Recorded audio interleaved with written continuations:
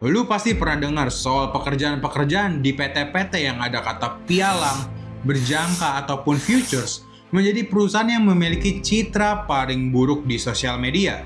Gimana enggak? Kalau bisa lu search di sosial media terkait perusahaan-perusahaan tersebut, pasti kata-kata yang keluar adalah skema Ponzi, MLM, penipuan, dan sejenisnya. Cuman yang jadi pertanyaannya, apa iya seburuk itu? Dan kebetulan gue punya pengalaman pernah bekerja di salah satu perusahaan berjangka di Indonesia. Jadi di video kali ini gue bakal share pengalaman gue selama bekerja di perusahaan tersebut. Dimana gue nggak bakal share pengalaman gue dari sisi pencari kerja doang ya. Tapi gue juga bakal share karena gue emang udah memiliki basic pengetahuan soal forex. Jadi nanti kita bisa buktiin apakah emang perusahaan itu kedok penipuan atau orang-orang nyajing pada nggak ngerti. Cerita ini bermula ketika gue sedang libur semester waktu gue masa-masa kuliah. Dimana saat itu gue sedang libur semester yang cukup panjang juga. Dan sebagai anak rantauan yang ngekos di Jakarta, gue rasa selama libur itu kalau gue cuma ngendep di kamar doang, tentu waktu gue bakal kebuang sia-sia dong. Akhirnya gue mulai apply buat cari kerja. Dan itu benar-benar gue lempar ke semua loker part-time yang ada. Gue ada ngelamar jadi waiter, ada ngelamar jadi barista, dan sebagainya macamnya. Termasuk ngelamar di perusahaan berjangka ini. Singkat cerita, perusahaan berjangka ini ngebales email gue. Yang mana dia bilang kalau gue udah berhasil lolos screening CV. Dan sekarang gue bakal lanjut buat tes tertulis. Dan gue pun mengiyakan sesuai dengan tanggal dan tempat yang udah disepakati. Nah, sebagai seorang pencari kerja yang baik, tentu gue perlu cari tahu lah ini perusahaan tuh tentang apa. Dan ketika gue search di Google, itu semuanya infonya tentang penipuan. Udah banyak banget testimoni para pencari kerja yang pernah bekerja di sana. Kok di sana mereka disuruh nipu lah, ini kedoknya MLM lah, ini skema Ponzi lah, dan sebagai macam jenisnya. Jadi benar-benar berita itu berita-berita negatif semua. Gue sebagai anak kuliah yang cuma ngekos doang, ketika gue tahu ada potensi gue bakal ditipu, ya dalam hati kecil gue cukup ragu juga. Akhirnya daripada gue sia-siakan gitu tempat buat tes tertulisnya, akhirnya gue kontak 2 orang teman gue buat temenin gue datang tes tertulis ke tempat tersebut. Jadi literally buat tes tertulis doang gue datang bertiga ke sana. Jadi gue minta 2 orang teman gue ini nungguin di luar, dan gue bakal ada di dalam. Jadi siapa tahu nanti kalau tiba-tiba di dalam gue dihipnotis atau gimana, mungkin gue sempet teriak dan mereka berdua bisa bantuin gue. Datanglah kita ke lokasi yang kita sepakati. Dan emang sih ini kalau kita bilang lokasi dia letak itu ada di dalam mall yang cukup elit di Jakarta Selatan. Jadi secara tempat sih ini cukup meyakinkan sebenarnya, nggak kelihatan kayak kedok-kedok penipuan yang sebagaimananya. Cuman ya karena emang banyak banget testimoni negatif, gue tetap takut ya. Cuman ya udahlah, gue masuk aja di sana, gue ketemu customer service ya, dan gue nyerahin lamaran kerja gue. Pokoknya singkatnya setelah gue ngisi beberapa formulir, gue diminta masuk ke sebuah ruangan. Yang di ruangan tersebut, gue ketemu sama 2 orang lainnya, yang gue curigain juga sebagai pencari kerja, karena ngeliat dari outfit kita yang sama, pakai kemeja putih, celana hitam. Selang beberapa lama gue nunggu, tiba-tiba mbak-mbak di depan masuk lagi ke dalam, buat minta gue nge-scan barcode gitu, nunjukin kalau gue pernah datang ke sana, dan akhirnya kita pun melakukan tes tertulis. Dan setelah tes tertulis itu selesai, ya pokoknya gue pulang ke rumah dan ternyata gue nggak hipnotis. Nggak berapa lama dari situ, selang beberapa hari aja, gue langsung dapat email balasan lagi yang bilang kalau gue lolos tes tertulis dan langsung bakal masuk masa pelatihan di kantor tersebut. Dan ya karena udah keterima, walaupun banyak isu negatif, gue rasa ya udahlah coba dulu aja. Toh gue nggak keluar duit sama sekali, kalau gagal ya nanti gue keluar aja. Jadi gue tetap datang ke sana. Ketika gue datang ke sana, gue tuh diminta masuk ke sebuah ruangan. Ketika gue buka ruangan ini ruangan berisi 30 orang yang semuanya pakai kemeja putih, celana hitam. Dan gue rasa ini 30 orang ini semuanya pencari kerja. Mulailah kita di sana masuk ke sana disuruh nunggu beberapa menit. Karena disuruh nunggu ya mulailah kita ngobrol-ngobrol gitu. Bahkan ada salah satu orang yang duduknya di samping gue, kayak gue nanyain ke dia, lu tahu nggak sih kalau perusahaan itu banyak banget isu kalau ini katanya penipuan, ini katanya Ponzi doang.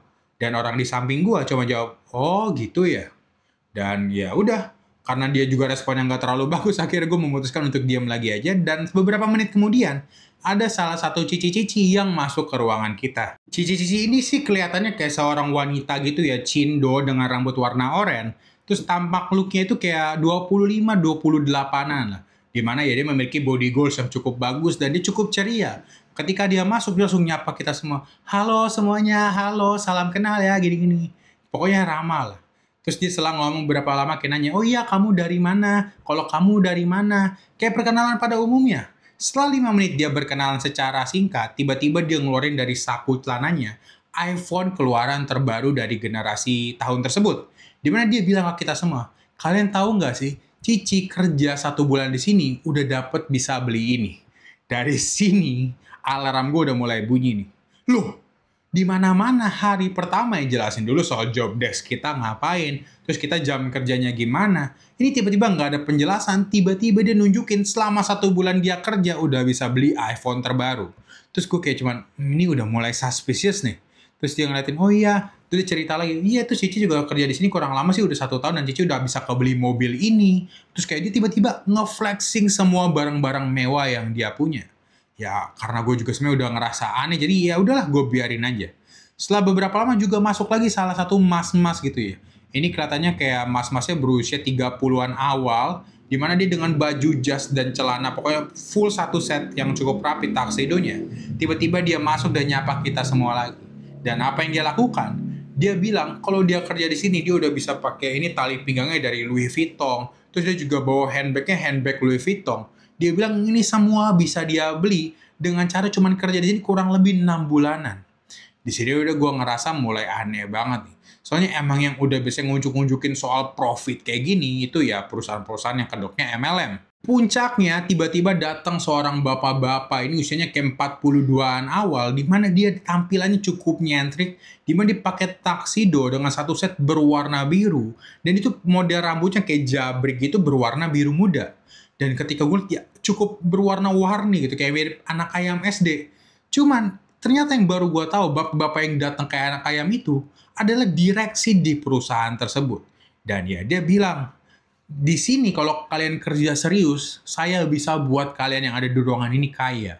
Saya bisa bantu orang tua kalian umroh. Saya bisa bikin kalian begini, kalian begitu. Asalkan kalian mau bekerja keras.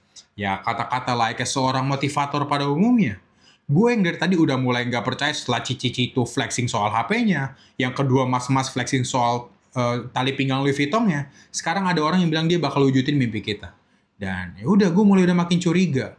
Terus dia bahkan cerita. Dia juga ngomong nih dari sisi direksinya. Saya juga tahu banyak dari kalian di sini yang datang sebagai perantauan. Dan saya menghargai kerja keras kalian. Makanya saya udah lihat nih beberapa orang yang tadi datangnya dari perantauan jauh. Saya udah kasih 100.000 buat kalian makan. Dan bangkainya, orang yang tadi gue ajak ngobrol di samping yang gak terlalu responsif, itu ada salah satu orang yang dikasih 100.000. Jadi selama ini gue berniat ngejelekin perusahaan ini buat nyari info, ternyata orang tersebut adalah orang yang udah disogok anjing. Pantes respon dia kayak cuman, oh alah gitu ya. Pokoknya singkat cerita dia ngomong kayak gitu. Dan ya intinya selama 1 hari itu, gue di-fullin sama, ya bisa gue bilang semacam bullshit, yang intinya dia bisa buat kita jadi kaya secara gampang lah. Dan di akhirnya juga dia juga jelasin soal job desk kita ya. Dimana intinya kita semua yang ada di ruangan tersebut bakal bekerja sebagai seorang telemarketer. Yang intinya tugas kita buat teleponin calon nasabah buat minta mereka investasi. Dimana investasi itu dimulai dari angka 100 juta rupiah. Angka yang cukup besar. Dan udah mulai banyak pertanyaan-pertanyaan yang muncul. Kayak pertanyaannya, apakah nanti kalau bisa kita nelponin orang terus dapat nomornya dari mana? Si perusahaannya jawab kalau ya mereka punya database yang nanti kalian bakal dikasih nomor-nomor yang perlu kalian hubungin. Jadi ya di sini udah lumayan aman kalau sebenarnya gue nggak perlu kontak orang-orang yang gue kenal karena ada nomor-nomor dari para perusahaan tersebut. Kedua juga banyak yang nanya, kenapa ini startnya 100 juta? Kenapa mahal banget? Ya dia jelasin kalau sebenarnya perusahaan ini adalah broker forex. Dan intinya broker forex karena emang dia leverage-nya kecil, jadi dia perlu pakai satu lot itu kayak 100 jutaan. Jadi emang cukup angka yang gede karena leverage-nya yang kecil. Terus dia jelasin juga kalau nanti tiap pagi bakal ada analis yang analisa pasar, yang nanti tugas kalian buat forwardin informasi dari analis tersebut ke para calon klien. Dan ya intinya kita tugasnya buat cari nasabah. Setelah itu semua berakhir, gue mulai merenung. Gue agak bete, ternyata pekerjaan gue dapetnya kok kayak gini banget ya. Udah diawalin sama mereka karyawan-karyawan yang kerjaannya flexing, tiba-tiba datang motivator yang kayak anak ayam. Sudah gue udah agak males. Cuman tiba-tiba gue keinget sama salah satu film yang pernah gue tonton, yang itu Wolf of Wall Street. Di mana situ kan diceritain ya, karakter utama si Jordan Belfort, kerjaan pertama juga sama kayak gini. Jadi itu nelpon-nelponin orang, minta orang buat investasi dari nasabahnya, sampai dia bisa sukses gitu. Walaupun ya suksesnya dia sebenarnya nge-scam ya. Tapi gue jadi keinget juga adegan ikonik yang di film tersebut. Di mana si Jordan Belfort dia sedang pidato di tengah-tengah para telemarketernya. Yang kayak dia bilangin, saya bisa buat kamu kaya yang... Let me tell you something. There is no nobility in poverty. I have been a rich man and I have been a poor man, and I choose rich every fucking time. So you listen to me and you listen well. Pick up the phone and start dialing. Is your landlord ready to evict you? Good. Pick up the phone and start dialing. Does your girlfriend think you're a fucking worthless loser? Good. I want you to deal with your problems by becoming rich. Because at least as a rich man, when I have to face my problems, I show up in the back of a limo wearing a $2,000 suit and a $40,000 gold fucking watch. Pokoknya sama persis kayak si direksi anak ayam yang tadi sampaikan. Jadi gue mulai berpikir, kalau gue ngeliat dari film tersebut, kayak pekerjaan buat cari nasabah, bukan pekerjaan yang terlalu buruk. Dengan berbagai pertimbangan, ya gue rasa gue juga bisa dipaksa belajar gitu. Dimana kan mau nggak mau gue harus ngedalamin industri forex sedemikian rupa, supaya gue bisa jelasin ke para calon klien. Jadi dengan adanya paksaan tersebut, gue mikir ya udahlah, hitung-hitung belajar, jadi ya udah gasin aja. Dan akhirnya pun gue berjalan pulang. Selama perjalanan pulang, tiba-tiba gue dapat WhatsApp dari nomor yang gak dikenal. Dia ngechat, "Hai." Dan gue balas juga lah, "Hai juga." Cuman gue udah mulai berpikir nih, kayaknya kalau yang ngechat depannya "Hai", itu kemungkinan besar pasti lawan jenis. Soalnya kalau sama-sama cowok yang pengen ngechat gue, nggak mungkin dia ngechat kayak "Hai". Jadi gue ngerasa, oke, mungkin ini siapa gue nggak tahu. Jadi gue tanya juga, "Ini siapa ya? Dapat nomor gue dari mana?" Dibalas nih sama dia, "Oh iya, tadi kita satu ruangan di perusahaan berjangka ini." Bilang, "Oh, dari perusahaan tempat tadi nih. Masa iya selain dapat kerjaan gue dapat cewek juga?" Terus kayak gue balas, "Oh iya, kok bisa dapat nomor aku dari mana?" Dia balas, "Iya, tadi aku ngeliatin waktu kamu ngisi daftar absensi." Gue langsung kayak, waduh. Soalnya pas gue ngisi daftar absensi, itu gue tulis pakai tangan. Jadi ada satu orang yang ngeliatin gue waktu tulis pakai tangan dan dihafalin nomornya. Buat abis itu dia ngechat gue. Gue udah mulai kayak, apa iya gue seganteng itu? Tapi yaudahlah, singkat cerita gue nanya, "Oh iya, ada apa ya?" Dan dia ngechat gue lagi, "Boleh kenalan gak ya?" Di sini gue udah cukup yakin kalau kayaknya dia mau deketin gue. Ya nggak tahu lah. Terus dia bilang, "Oh iya boleh, nama aku William. Kalau kamu siapa?" Dia balas, "Nama aku David." Anjing. Ternyata yang ngechat gue namanya David. Dan singkat cerita, kok bisa ini gue panjangin, ujung-ujungnya ini orang gay anjing. Jadi itu orang gay yang pengen ngajakin gue nongkrong bareng. Kan bangsat ya. Ini kalau masih ada chat nanti gue tampilin chatnya. Tapi intinya gue malah dikejain sama homo bangsat. Dan sayangnya nih orang gak ada foto profilnya ya. Kalau ada foto profilnya udah gue cari tuh orang buat gue tonjok palanya. Jadi besoknya gue datang lagi ke perusahaan tersebut sambil menghindari orang yang namanya David yang gue aja gak tahu mukanya kayak gimana. Tapi di hari tersebut kita udah mulai dipecah-pecah. Kita udah mulai dibagi per tim. Di mana semua pembagian per tim itu dinilai berdasarkan hasil tes tertulis. Dan dibilangin kalau tes tertulis gue ya skornya cukup bagus. Jadi gue masuk ke tim yang tingkat penjualannya paling tinggi di perusahaan tersebut. Termasuk dua orang tadi yang pernah flexing itu, si Cici-Cici sama si Mas-Masnya. Ternyata dia ada di tim sales tersebut. Dan ya intinya mereka ngejelasin lah kalau gue bakal dapat mentornya siapa dan nanti bakal diajarinnya kayak gimana.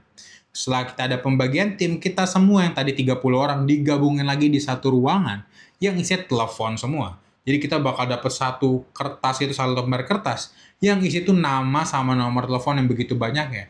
Dan tugas kita buat nelponin semua orang tersebut. Ya udah, gue lakuin lah, gue nelfonin orang-orang tersebut.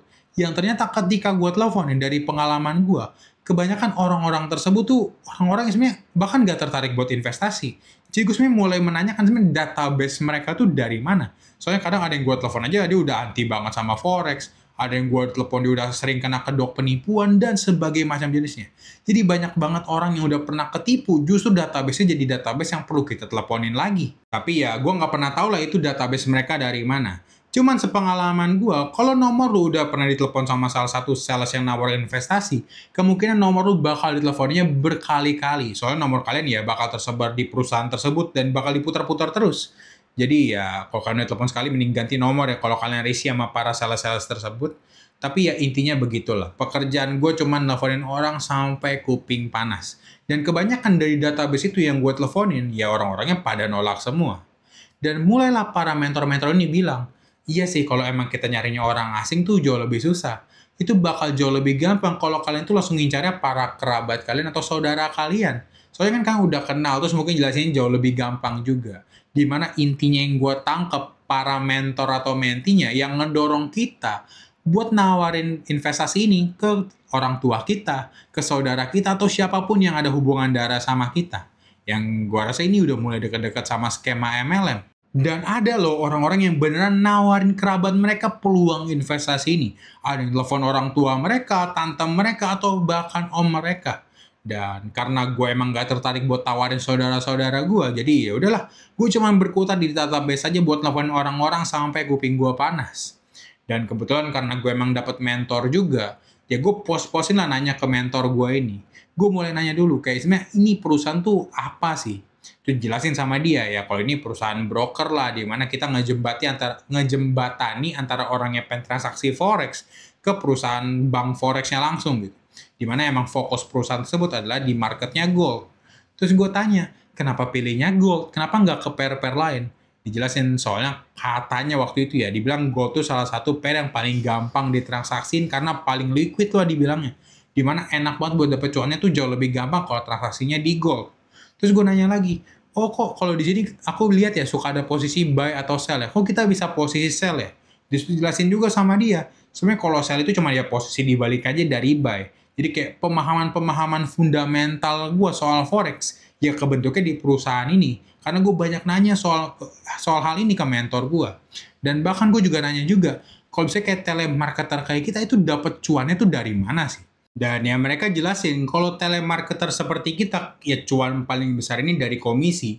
Jadi para klien yang udah transaksi di broker tersebut, nanti bakal kena komisi untuk setiap satu lot transaksinya sebesar $15. Yang mana 50%-nya bakal masuk ke kantor, dan 50%-nya lagi langsung masuk ke telemarketer ya. Jadi cuan kita paling gede adalah dari komisi setiap kali klien kita transaksi. Jadi ini pandangan yang cukup salah kalau kalian berpikir para telemarketer ini pengen kalian rugi. Justru kita pengen kalian cuan semaksimal mungkin biar transaksinya ya sebanyak mungkin. Karena semakin banyak kalian transaksi, semakin gede juga komisi kita. Dan ya kalau seperti sekarang itu disebutnya sebagai IB. Jadi kalau bisa gue perhatiin, skema bisnis dari perusahaan berjangka ini nggak ada yang salah sama sekali. Praktik mereka ini mirip banget sama broker pada umumnya aja. Dimana mereka cari klien, nanti klien transaksi terus dikenain komisi, dan komisinya itu yang jadi keuntungan perusahaan. Ya benar-benar sama persis kayak IB lah. Dan mereka juga sering banget jelasin ke gue soal legalitas perusahaan berjangka ini. Dimana izin yang diperlukannya itu banyak banget. Dan hal itulah yang jadi dalih mereka kenapa komisi mereka itu jauh lebih mahal dibandingkan dengan broker-broker internasional. Seperti yang gue bilang tadi ya, di broker lokal ini, buat satu lotnya lu bakal kena komisi sebesar $15. Sedangkan di perusahaan-perusahaan broker internasional, itu komisinya paling $7 doang. Dan mereka bilang ya, karena legalitas mereka yang lengkap ini, jadi kalau investasi lu kenapa-napa, ini jauh bisa lebih dipertanggungjawabkan. Terus yang jadi masalah, kenapa perusahaan ini memiliki citra yang sangat buruk? Gua rasa ada dua alasan besar. Di mana alasan pertama, itu nggak ada filterisasi buat para telemarketer. Maksudnya gimana? Sepengalaman gue waktu kerja yang gue bilang gue bareng 30 orang itu buat telepon-teleponin orang. Orang di samping gue, itu literally orang yang nggak bisa baca, cok. Jadi lu bayangin aja, orang yang gak bisa baca itu bisa keterima buat nawarin lu investasi.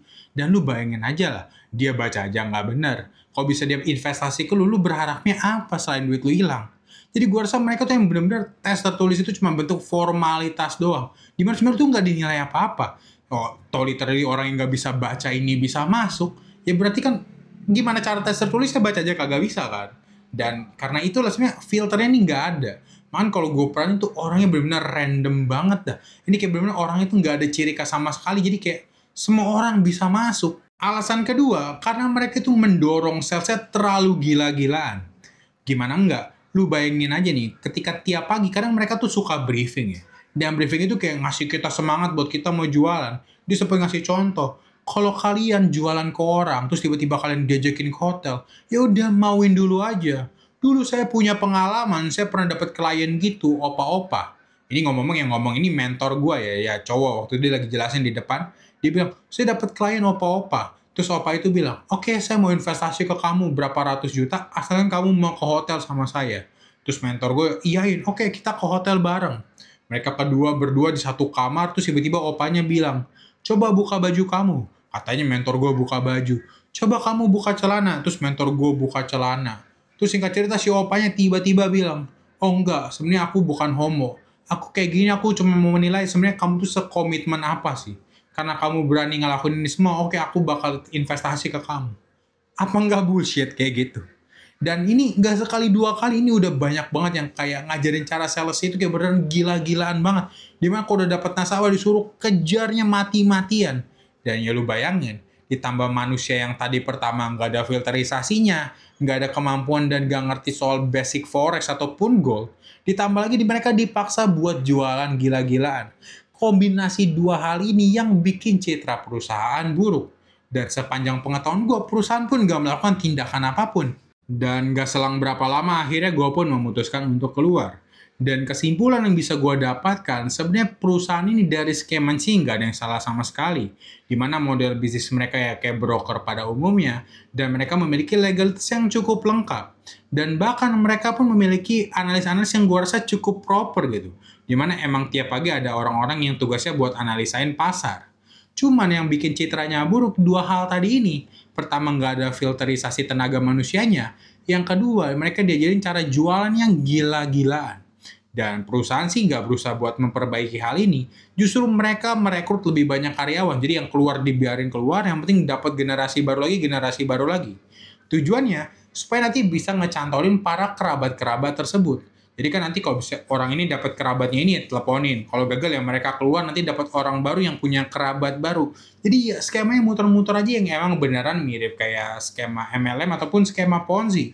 Jadi saran gua kalau sebagai seorang pencari kerja dan dapat kesempatan kerja di perusahaan berjangka, mending nggak usah.